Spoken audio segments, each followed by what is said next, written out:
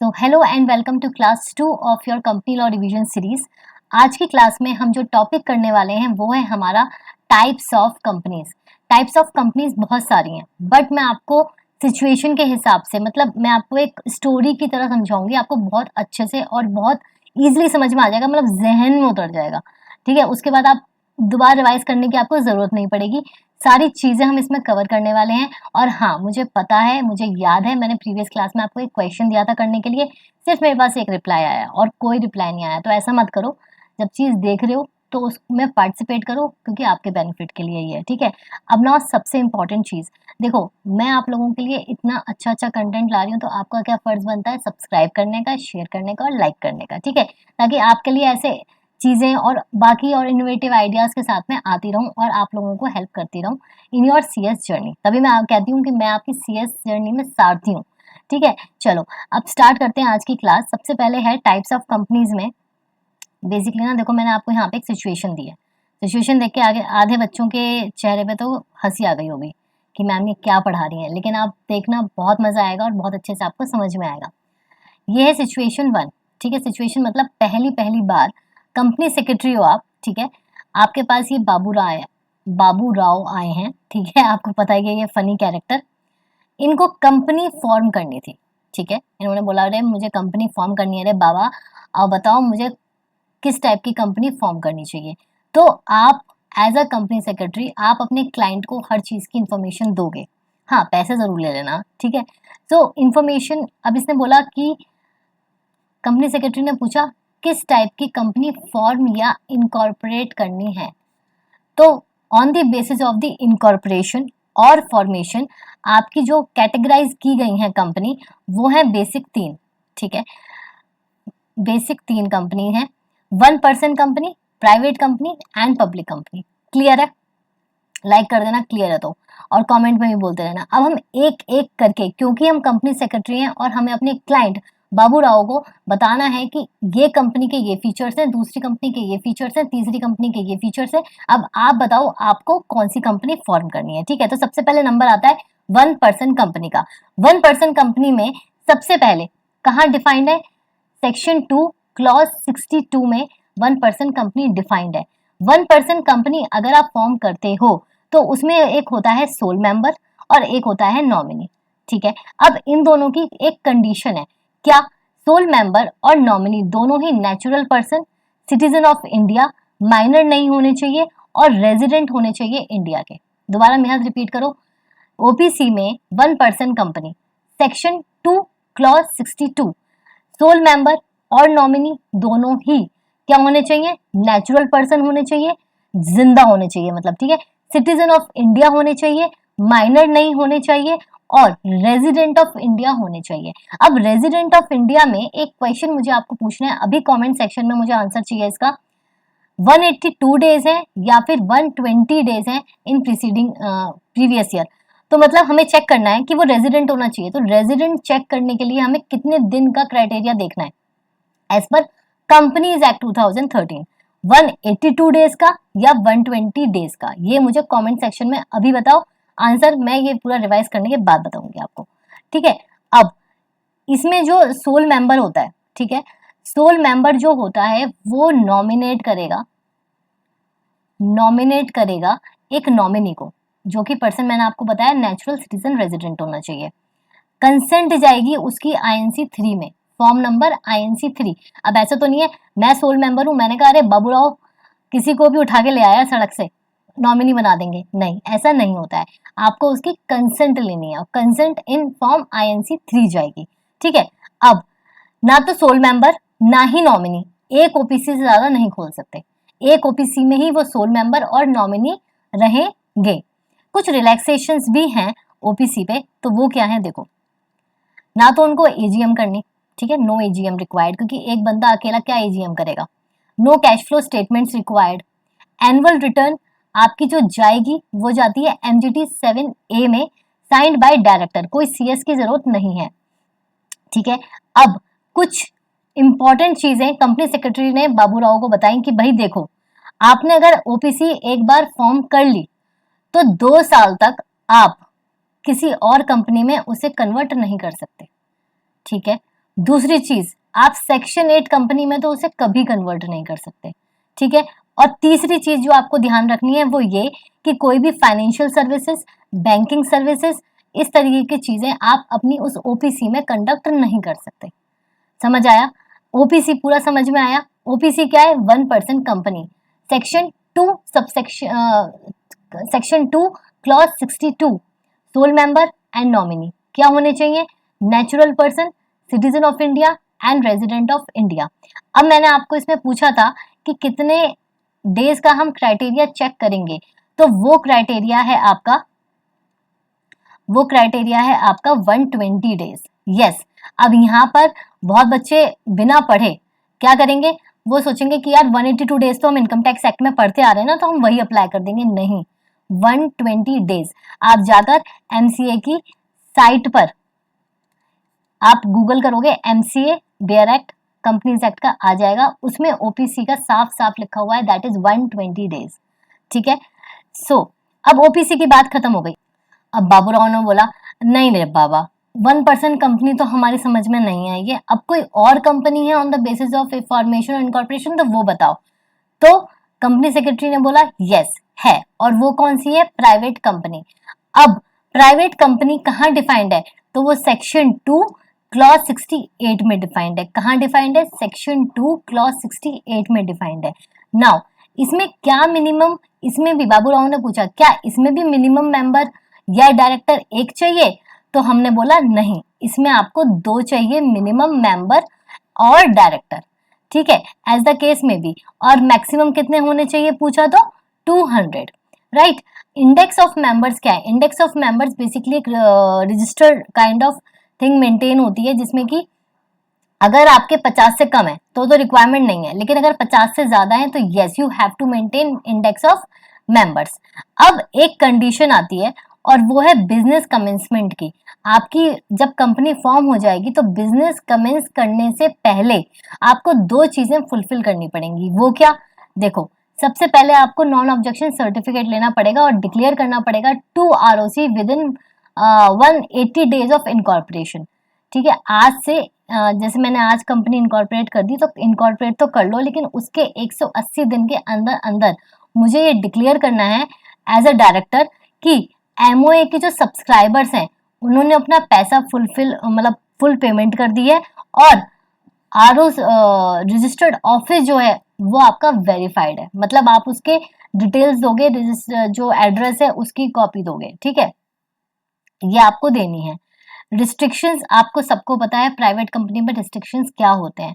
So members 200, transfer of shares आप नहीं कर सकते हो। ठीक है, फ्रीली ट्रांसफरेबल आपके शेयर्स नहीं होते हैं, एंड पब्लिक डिपॉजिट भी आप नहीं ले सकते हो। तो ये पूरा रहा आपका प्राइवेट कंपनी। अब देखते हैं बाबूराव को ये समझ में आया कि नहीं आया। तो उसने बोला कि नहीं, इसमें भी मजा नहीं आया, अब आप मुझे थर्ड टाइप ऑफ कंपनी के बारे में बताओ। तो वो है आपकी पब्लिक कंपनी। पब्लिक कंपनी कहाँ डिफाइंड है? Section 2 clause 71, section 2 clause 71, section 2 clause 71। अब ये एक ऐसी कंपनी है जो प्राइवेट कंपनी नहीं है। वाह, ये तो बहुत इजी था। ठीक है, company which is not a private company is a public company, and all other advantages जो होती हैं, अब इस पे कोई रिस्ट्रिक्शंस नहीं होते, कुछ भी नहीं होता, तो ये पब्लिक कंपनी अपने आप में बिल्कुल ब्रॉड सेंस में है। अब ये जो 3 कंपनी बाबूराव को बताई, ठीक है, आपको क्या लगता है इसको समझ में आई होंगी? नहीं, इसको कोई समझ में नहीं आई। इसने बोला पब्लिक कंपनी ही करनी है मुझे, लेकिन इतना मचमच लोचा लोचा मुझे नहीं चाहिए। तो क्या बोलता है वो कि मुझे कोई और कंपनी के बारे में बताओ other than public company, other than public company.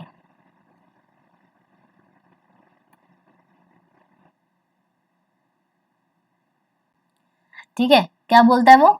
Other than public company. तो उसने बोला कि हाँ जी सर, है एक small company, section 2 clause 85, section 2 clause 85, company other than public company. अब बाबूराव को तो पब्लिक कंपनी चाहिए थी ना, but other than public company. तो उसने पूछा कि अच्छा, तो अब मुझे स्पेसिफिकेशंस बताओ, इसकी क्या रिक्वायरमेंट है। तो paid up share capital 4 crore, maximum to 10 crore जा सकती है। 4 करोड़ से ज़्यादा आपकी paid up share capital exceed नहीं होनी चाहिए। सिमिलरली आपका जो टर्नओवर है वो आपका 40 करोड़ से एक्सीड नहीं होना चाहिए, मैक्सिमम 100 करोड़। अब इसका 4 करोड़, 10 करोड़ या 40 करोड़, 100 करोड़ का फंडा क्या है? बेसिकली जो हमारा सेंट्रल गवर्नमेंट है ना, सेंट्रल गवर्नमेंट, उसके पास ये अथॉरिटी है कि वो जब भी चाहे इसकी जो minimum paid up share capital है या मिनिमम टर्नओवर है वो इंक्रीज कर सकती है। ठीक है, अगर पहले पड़ा होगा तो 2 करोड़ थी, है ना, अब 4 करोड़ हो चुकी है। ऐसे टर्नओवर 40 करोड़ और मैक्सिमम टू 100 करोड़। ये सेंट्रल गवर्नमेंट कर सकता है, ये आप वैसे नहीं लिखोगे, ये लिमिट वैसे नहीं है। ठीक है, एग्जाम्पल्स क्या है इस टाइप की कंपनीज के? Local auto repairs companies, food services in form of small companies, eateries जो होती है वो।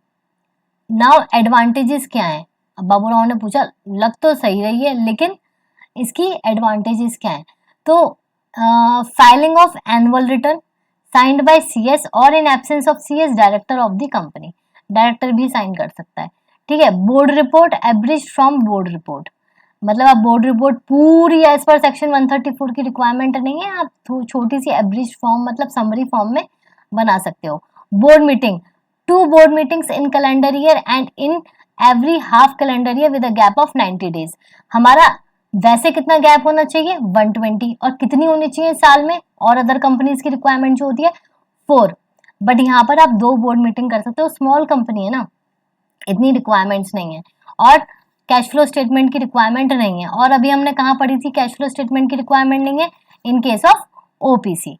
अब 3-4 टाइप की समझ ली। अब इसने डिसाइड किया कि प्राइवेट कंपनी रे बाबा, मुझे मच चाहिए ही नहीं, और प्राइवेट कंपनी को डन करते हैं। तो उसने बोला ठीक है sir, okay fine, private company form हो गई। अब आते हैं, बहुत इंपॉर्टेंट है, हालांकि मैंने कल आपको समझा दिया था ये वाला, बट स्टिल, अनलिमिटेड लिमिटेड। जब कंपनी फॉर्म होती है तो उसकी जो लायबिलिटी होती है या तो वो लिमिटेड होगी, limited by what? Limited by guarantee और लिमिटेड बाय शेयर्स। ठीक है, गलत लिख दिया था ये, लिमिटेड बाय गारंटी होगी या लिमिटेड बाय शेयर्स होगी, ये तो समझ में आ गया। और एक होती है अनलिमिटेड फॉर्म ऑफ कंपनी, समझ में आ रहा है? अब ये मैंने ऑलरेडी वैसे एक्सप्लेन कर दिया था आपको प्रीवियस क्लास में, बट स्टिल एक क्वेश्चन है मेरा और ध्यान से सुनना। एक कंपनी है, ठीक है, एक है अनलिमिटेड और एक है लिमिटेड। ठीक है, 2 टाइप्स की कंपनी है। कंपनी के लिए जो लायबिलिटी रहेगी वो इन दोनों केसेस में कैसी रहेगी? किसमें अनलिमिटेड रहेगी? ठीक है, केस ए मतलब ये वाला ए या फिर बी, समझ में आया? मैं दोबारा एक बार रिपीट कर रही हूँ।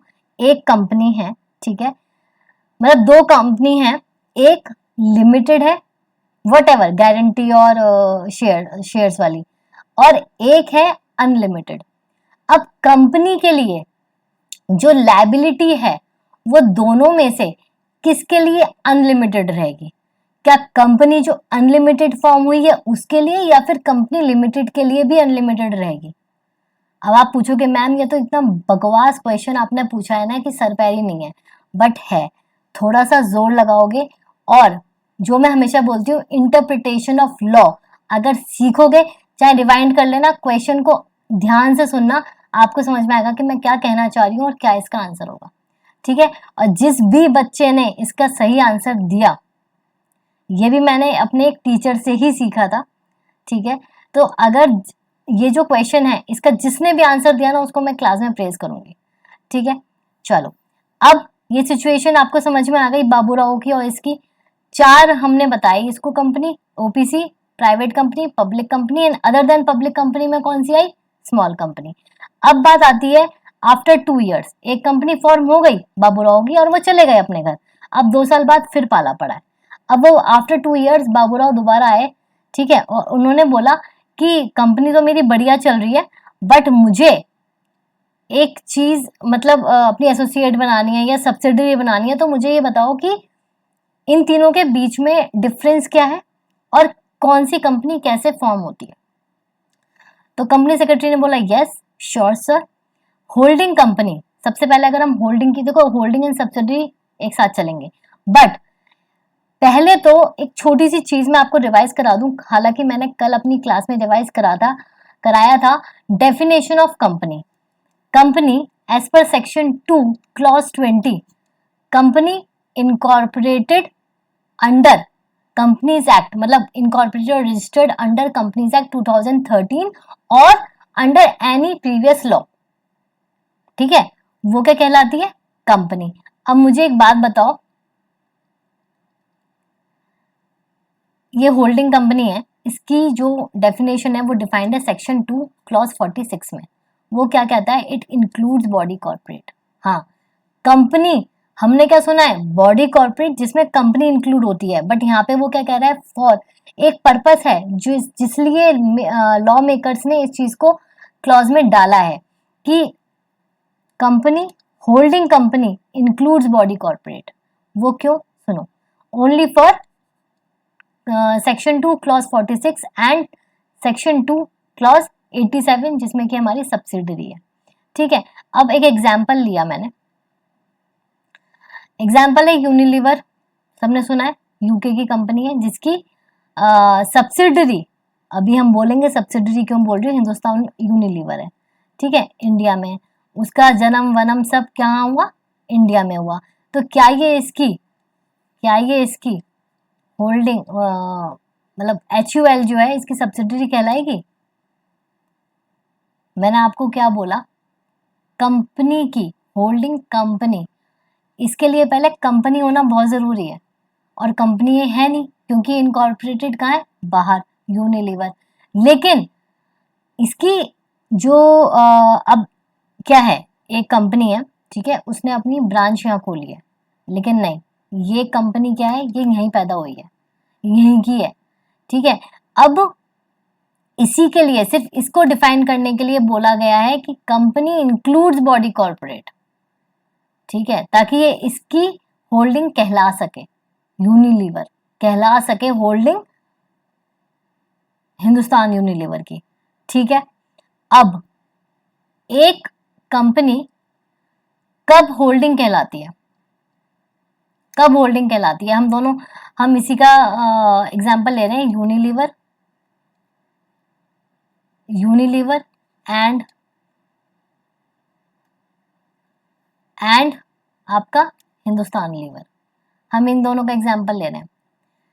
सब्सिडरी कब कहलाएगी? According to section 2 clause 87, it controls majority of board of directors, majority of board of directors का कंट्रोल है, ठीक है, more than half of the voting power, ठीक है। इन दोनों का अगर कंट्रोल ज्यादा है, मोर देन हाफ मतलब 51% कह लो, ठीक है, 51% कह लो, ये ना पेन अटक रहा है थोड़ा सा, 51% कह लो, तो फिर आपका माना जाएगा कि सब्सिडरी हो आप अपने होल्डिंग की। नाउ यहां पर मैंने लिखा है वोटिंग पावर। अब वोटिंग पावर का मतलब क्या होता है?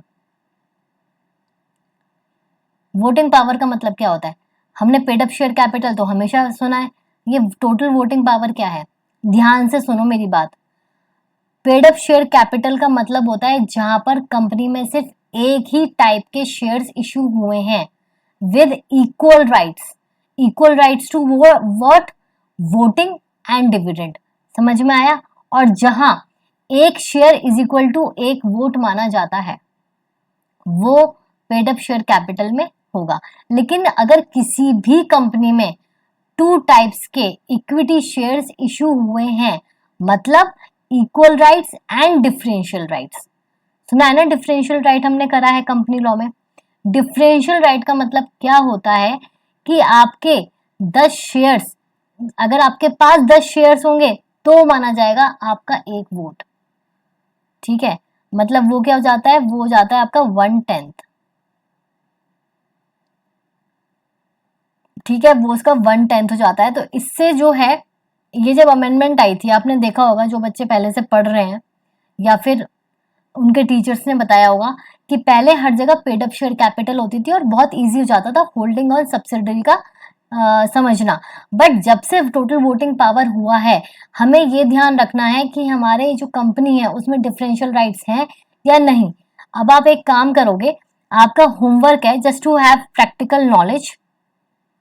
आप टाटा मोटर्स ले लो, टाटा मोटर्स ने दोनों इशू कर रखे हैं, डिफरेंशियल राइट्स भी हैं और इक्वल राइट्स भी हैं। आप उनका price, today price of both, क्योंकि इसका जो प्राइस होगा वो ज्यादा होगा एज कंपेयर टू इसका, बहुत ऑब्वियस है क्योंकि इसकी वैल्यू भी 1/10 हो गई, ठीक है ना, शेयर ही 1/10 हो गया, तो इसकी कम होगी वैल्यू और पर शेयर इसकी वैल्यू ज्यादा होगी। टाटा मोटर्स का आप देख के मुझे बताओगे। ये एक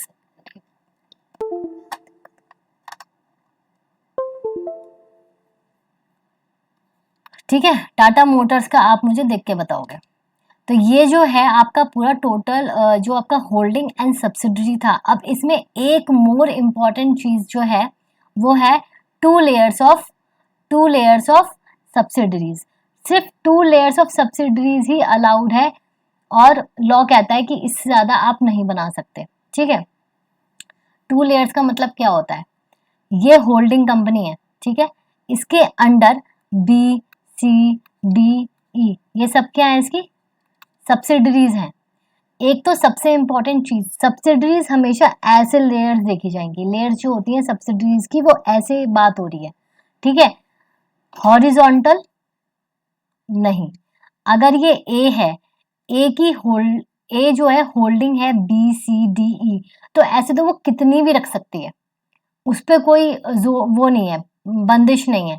बट जब हम बात करते हैं ई एफ, तो इसमें आपकी लेयर्स देखी जाएंगी, ठीक है। अब ए है होल्डिंग, इसकी सब्सिडरी हुई ई, तो ये क्या हो गई, ये एक लेयर हो गई, एक 1 लेयर ऑफ सब्सिडरी। देन ई से एफ पे आए, ये हो गई आपकी सेकेंड लेयर ऑफ सब्सिडरी, ठीक है। अब क्या एफ आगे जी की सब्सिडरी फॉर्म कर सकता है, क्या उसे अलाउड है, यस और नो?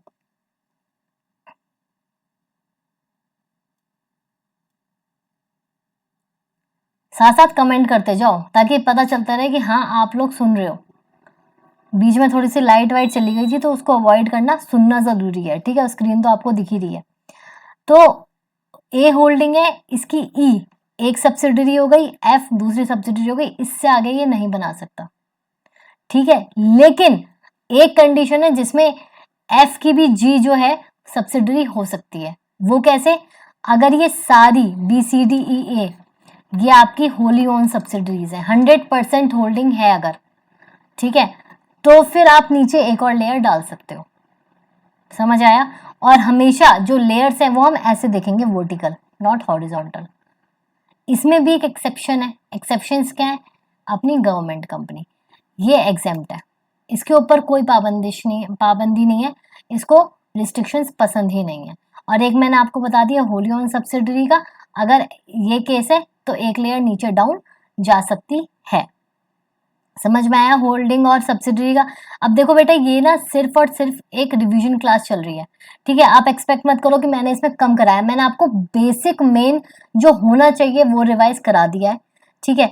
और रेगुलर क्लास में तो ऑलरेडी हम इस पे एक क्लास लगाते हैं पूरी, ठीक है, एटलीस्ट 40 मिनट्स तो लगते ही लगते हैं इस कॉन्सेप्ट पे। अब एसोसिएट कंपनी क्या होती है, बाबूराव ने पूछा ना कि होल्डिंग सब्सिडरी एसोसिएट सब बताओ मुझे, तो एसोसिएट का क्या मतलब होता है, एज पर सेक्शन 2 क्लॉज 6 क्या कहता है एसोसिएट, वो कहता है significant influence but not a subsidiary. अगर मेरा किसी और कंपनी में सिग्निफिकेंट इन्फ्लुएंस है, क्या है, सिग्निफिकेंट इन्फ्लुएंस है, तो वो कंपनी मेरी क्या कहलाएगी, एसोसिएट। और वो जो सिग्निफिकेंट इन्फ्लुएंस है उसका क्राइटेरिया क्या है, वो है 20%, ठीक है, बट नॉट अ सब्सिडरी, क्योंकि ऐसे तो देखा जाए तो सारी सब्सिडरी है 51 के तो अंदर आ रही है ना। अगर 20% मैं बोल रही हूँ तो 20% तो सब्सिडरी भी हो गई क्योंकि उसके लिए तो 51% चाहिए। बट तभी लॉ मेकर्स ने स्पेसिफाई किया है कि सब्सिडरी नहीं होनी चाहिए, तब हम उसको मानेंगे। और इसमें आपकी जॉइंट वेंचर जो कंपनी होती है वो भी इंक्लूड होती है।